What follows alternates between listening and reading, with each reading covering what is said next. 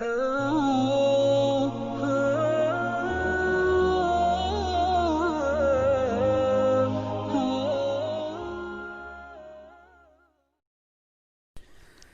اللہ الرحمن الرحیم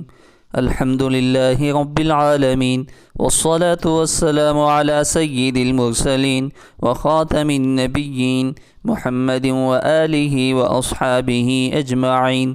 اما بعد فاعوذ باللہ من الشیطان الرجیم يا أيها الذين آمنوا إذا تداينتم بدين إلى أجل مسمى فاكتبوه وليكتب بينكم كاتب بالعدل ولا يأب كاتب أن يكتب كما علمه الله فليكتب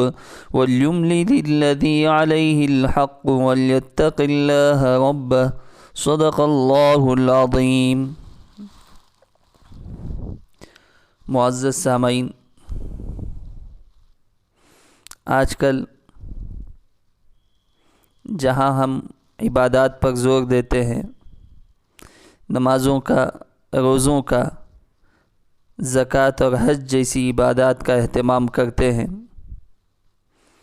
اور بھی بہت سارے دینی معاملات کا اہتمام کرتے ہیں، انہی میں سے بلکہ اس سے زیادہ کہیں اہم یہ ہے کہ اپنے معاملات کو صاف رکھنا چاہیے،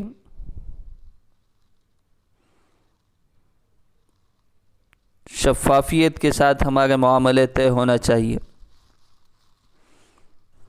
آج کل تقریباً معاشرے کی ایک بیماری، ایک ناسور بن چکا ہے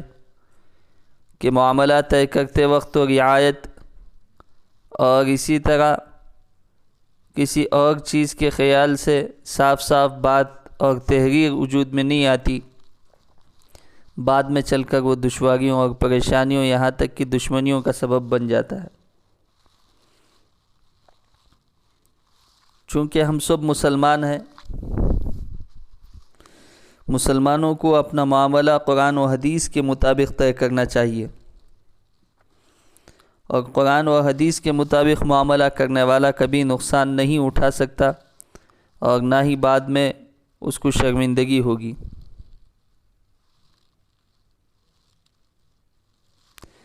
مسلمان کے ساتھ معاملہ کرے یا مسلمان غیر مسلم کے ساتھ معاملہ کرے، ہر صورت میں معاملہ طے کرتے وقت دستاویز یعنی تحریر لکھنے کا شرعی حکم ہے، بالخصوص جب کہ معاملہ ادھار ہو تو پوری تفصیل دستاویز میں لکھنا چاہیے، شریعت نے اس کا حکم دیا ہے۔ مطلب یہ ہے کہ کتنی رقم ابھی نقد یعنی کیش دی جا رہی ہے اور کتنی رقم ادھار ہے، اور اس کی ادائیگی کتنی مدت میں اور کیسے ہوگی اور کس کے اوپر لازم ہے، ساری باتیں تحریر میں آ جانی ہیں۔ اور دستاویز کی ایک ایک کاپی دونوں کے پاس بھی ہونی چاہیے، معاملہ چاہے بڑے سے بڑا ہو یا چھوٹے سے چھوٹا ہو، ہر قسم کے ادھار معاملے میں دستاویز اگریمنٹ بنانا لازمی ہے۔ اسی وجہ سے کہا جاتا ہے تعاشروا کالاخوان وتعاملوا کالاجانب، کہ آپس میں ایک دوسرے کے ساتھ بھائی بھائی بن کر رہو، لیکن معاملہ کرتے وقت اجنبی ہو جاؤ، یعنی معاملے کا پورا خیال رکھو، دوستی کا، رشتہ داری کا، بڑا چھوٹے ہونے کا، پڑھا لکھا ان پڑھ ہونے کا لحاظ نہیں ہونا چاہیے، بلکہ معاملے کا لحاظ ہونا چاہیے۔ اسی کو اللہ تبارک و تعالیٰ نے قرآن مجید میں ارشاد فرمایا، اے ایمان والو، جب تم ادھار کا معاملہ کرو کسی معین وقت کے لیے تو اس کی یادداشت کی دستاویز اگریمنٹ لکھ لیا کرو، اور چاہیے کہ تمہارے آپس میں جو شخص لکھنے والا ہو وہ عدل و انصاف کے ساتھ ضرور لکھے، اور لکھنے والا لکھنے سے پہلے بھی انکار نہ کرے، جیسے کہ اللہ نے اسے لکھنا سکھایا ہے، لہٰذا وہ لکھ دے، اور چاہیے کہ وہ شخص لکھوا دے جس کے ذمے قرض کا حق ہے، اور لکھاتے وقت اللہ سے جو اس کا پروردگار ہے ڈرتا رہے، یہ اللہ کا حکم ہے۔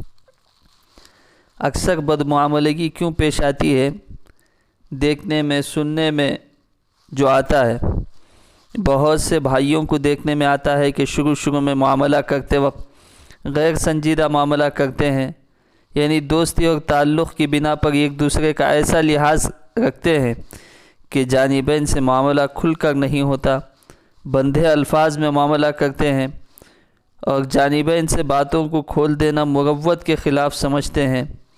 یہ کہ گورنمنٹ کا ٹیکس وغیرہ کی مجبوری سے